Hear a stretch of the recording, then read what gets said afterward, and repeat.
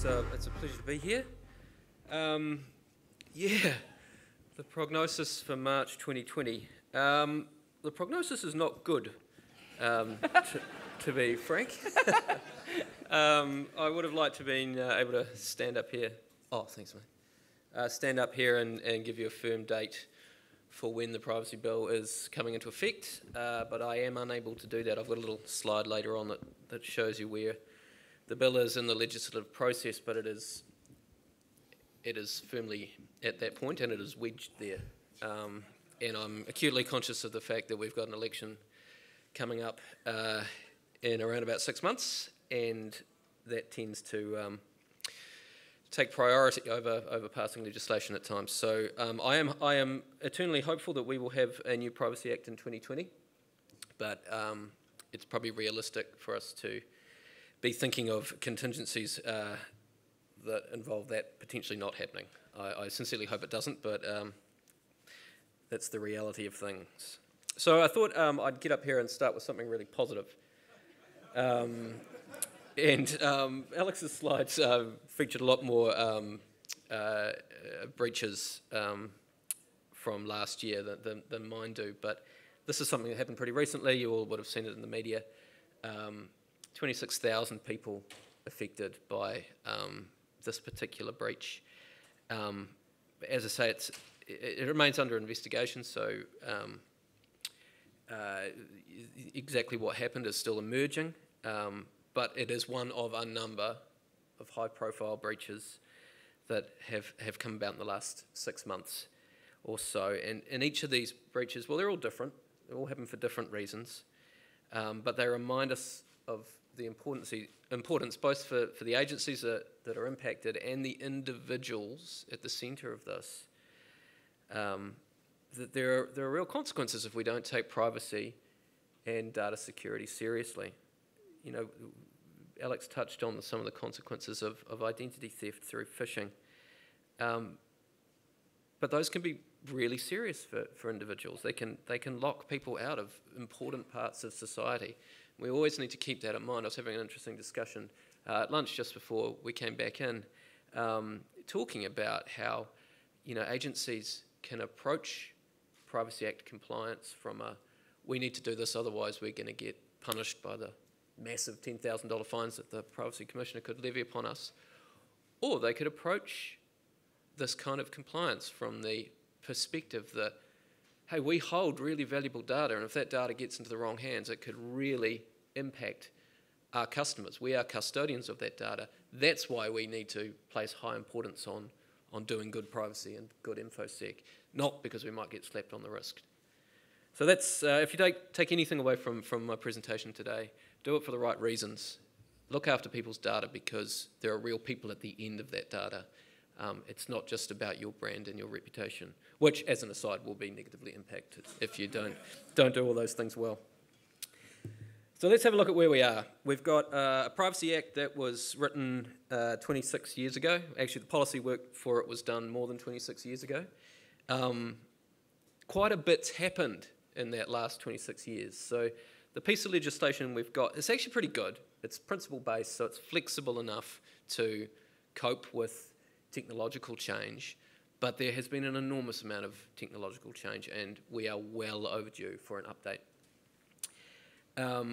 Actually, New Zealand was a groundbreaker when it introduced the Privacy Act back in 1993. It was the first piece of data protection legislation globally that covered both the private sector and the public sector, and we kind of think of that as the norm now, but New Zealand actually broke ground on that. Unfortunately, the legislation has been allowed to, I guess, stagnate. There have been a few minor updates to it over the years, but it is well overdue for an overhaul, and it is getting that overhaul, although, as I said before, we're not exactly sure on the time frame. But what's in the bill that is proposed? I would just preface the elements of the bill that I'm going to go through with just flagging the fact that along with implementing the new legislation, the Office of the Privacy Commissioner is also looking to kind of reinvent itself a little bit, recognising that it's going to have new powers. It's importance in society has probably increased, particularly with the rise of the digital economy and the vulnerability, the corresponding vulnerability that citizens have to the misuse of their data. So we're calling a little regeneration project Privacy 2.0, and we'll be looking at expanding our operations into areas that we don't currently get into. But I'll leave the detail on that for another day, because there's plenty more on the actual bill to get through. So I've picked out kind of 5 headlines, and then I'll focus in on mandatory privacy breach notifications. But just at a very high level, Alex has covered quite a few of the points. The key thing to remember is you don't have to report if you're not satisfied on reasonable grounds that serious harm could result from the privacy breach that's occurred. I'll come back to that and we'll talk about what serious harm actually means. Maybe you can answer some questions for me on that, because I'm struggling a wee bit, but we'll get there, I'm sure. The second thing I'd point out is, if I can get the clicker to work, compliance notices. This is actually a really important new power and provides the Commissioner the ability to issue a compliance notice to an agency to get them to stop doing something or to get them to start doing something. Now, often this will come about as kind of an enforcement piece at the end of an investigation. So an individual might complain that you have disclosed information, their personal information inappropriately. Our office will investigate, draw a conclusion, and it could be that we then issue a compliance notice to stop you engaging in that practice in the future, or to get you to, I don't know, improve your security posture or something like that, if it's impacting on people's data.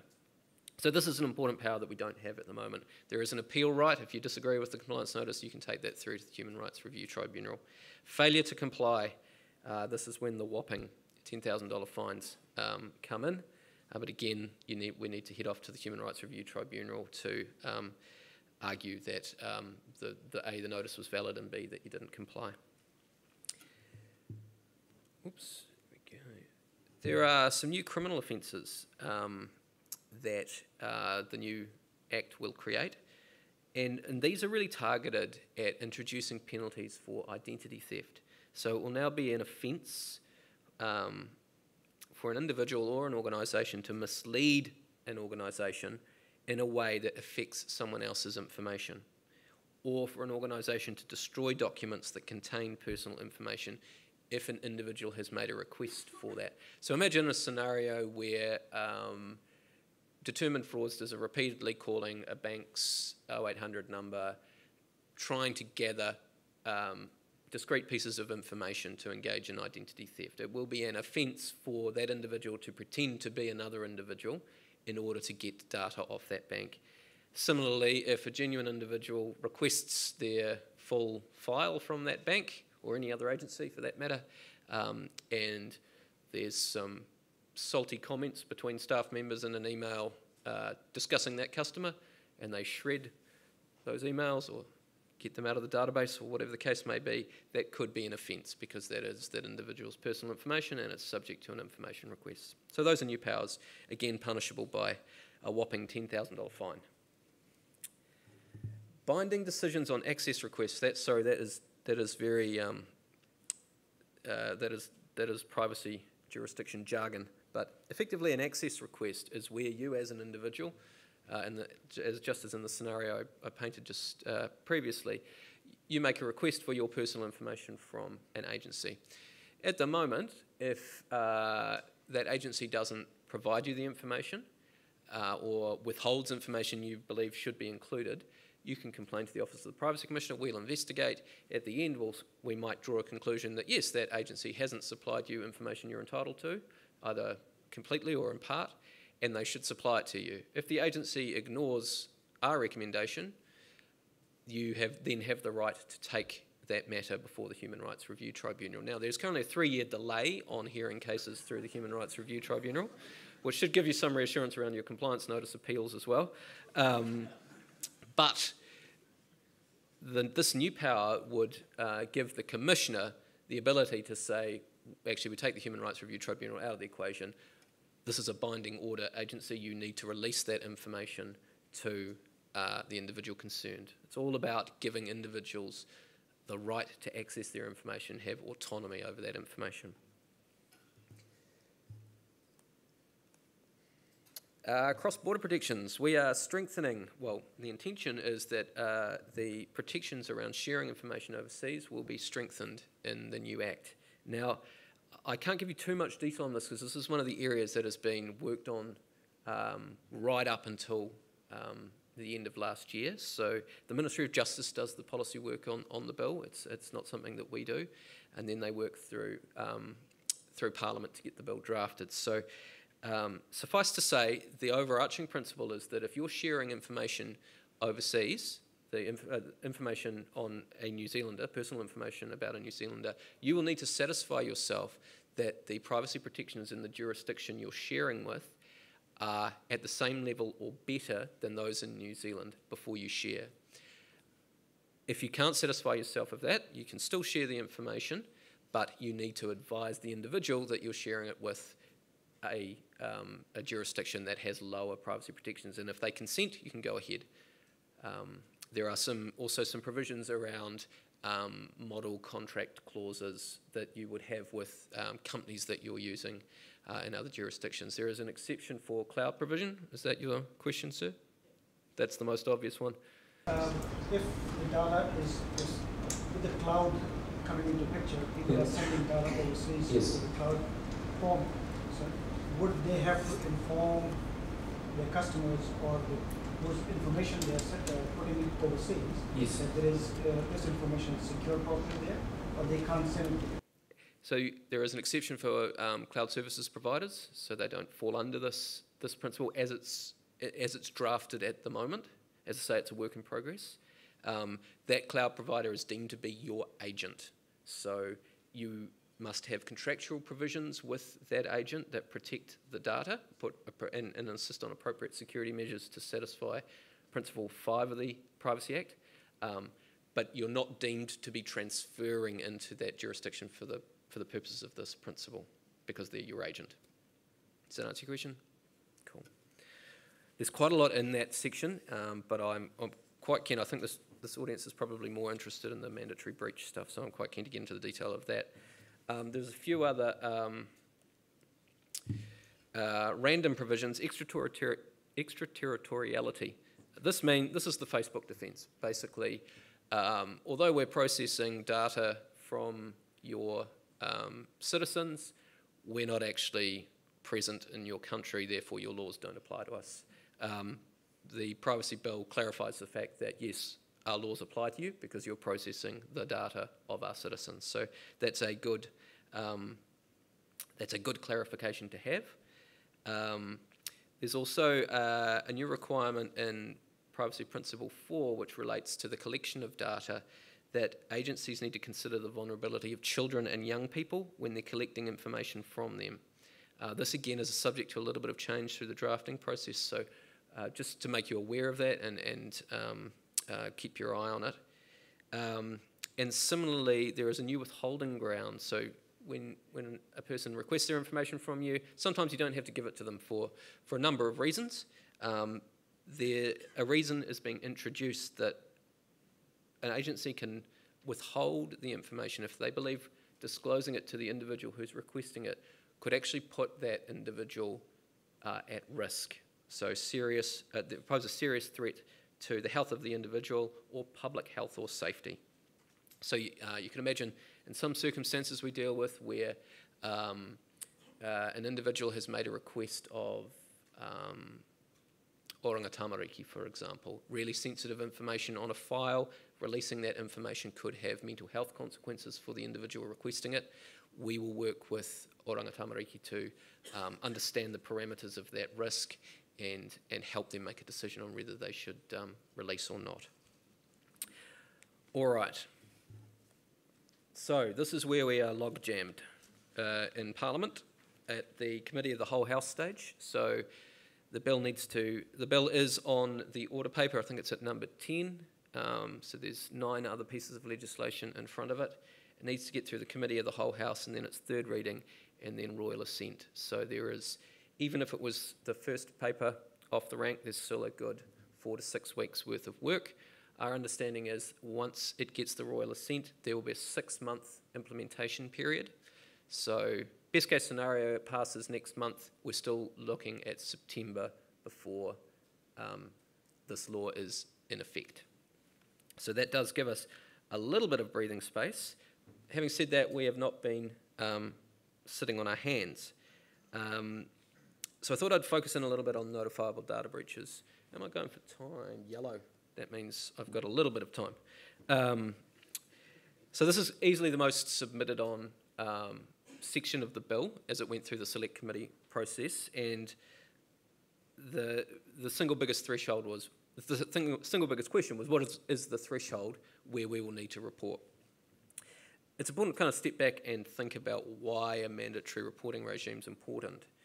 Firstly, it sets some legal norms and expectations, right? It says if your security posture is not strong enough to protect data, or you've been careless in how you've stored your data, you need to own up about it, because individuals are impacted by your actions, and those individuals need information so that they can take steps to protect themselves. It gives individuals autonomy over their information. Now, there's risks obviously in setting the threshold incorrectly. So if you set it too low, well, my team's going to be inundated with breach reports, which is not good. And individuals are going to get inundated with breach reports, which could lead to breach fatigue, right? The worst case scenario is that you notify an individual of a really serious breach that requires them to take immediate action to protect themselves, be it changing a password or something at the much more serious end where they've got to get, there could be a physical safety risk, something like that, and they just delete it because they're getting 20 of these a day from agencies. So it's actually quite important that the threshold's set relatively high so that when you get a notification, you know that it's serious and you know that you need to take action. So many of you know that we currently run a voluntary regime. In fact, some of you may have reported data breaches in the past, and good on you if you had, because all of the data we've collected through this voluntary regime has really helped us in crafting our approach to the new legislation. So you can see that the misfortune of others can have an effect, and you'll see the uptick in March 2012 when ACC had its major data breaches. But that actually brought data breaches to the fore, and a lot of agencies, particularly in the public sector, really pulled up their socks around that time, and we started getting more reports through, and we really started understanding the landscape, particularly in the public sector, a bit better at that point. So even though it was painful for ACC, it was a good thing for New Zealand generally. So agencies report to us for all sorts of reasons. Often they just want some comfort. Often they just want to talk through things. Often it's a brand protection thing. It's quite good if you're fronted in the newspaper to be able to say, we've reported this to the Office of the Privacy Commissioner and we're working with them. So I'll just whistle through this really quickly because I'm conscious of time. Harm is not defined in the Act, but there are hints about what it could mean. So what the challenge is for agencies is to think beyond financial loss. So harm could be significant humiliation. Harm could be the inability to get a job in an industry because something has been disclosed that means you become a person agencies don't want to hire. Whether it's true or not is irrelevant. If you've disclosed it inappropriately, it could be a breach. So I challenge agencies to think really broadly about what might constitute harm. There is case law through the Human Rights Review Tribunal that talks about thresholds like serious humiliation, that sort of thing. I think early on in the reporting regime, we're just going to see agencies being conservative, and maybe we'll see a little bit of over-reporting. That's certainly what we saw in Australia, so that 720% increase, a lot of that was over-reporting because agencies just didn't really know and they were just feeling their way around. So that's plateaued a bit in subsequent years. I won't run you through these factors in any great detail, but effectively these are the guides to what might amount to serious harm. So the sensitivity of the information is actually the critical thing.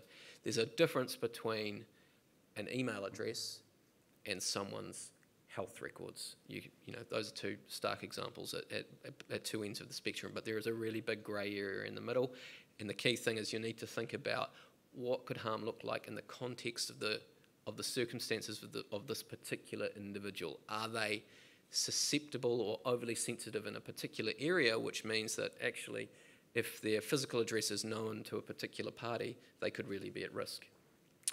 Right, I'm conscious I'm pretty much out of time, so I apologise for that. This is just a little bit of a plug for what the office is doing to help New Zealanders prepare. We've got a huge amount of information on our website. I encourage you to go down to get on there and have a look. And you can ask us questions, so if there's something I haven't covered, and there's plenty in today's presentation, hop on the website and you'll probably be able to get some answers. And there we go, 25 years since the Privacy Act was passed. Thank you. Thank you very much, John Duffy.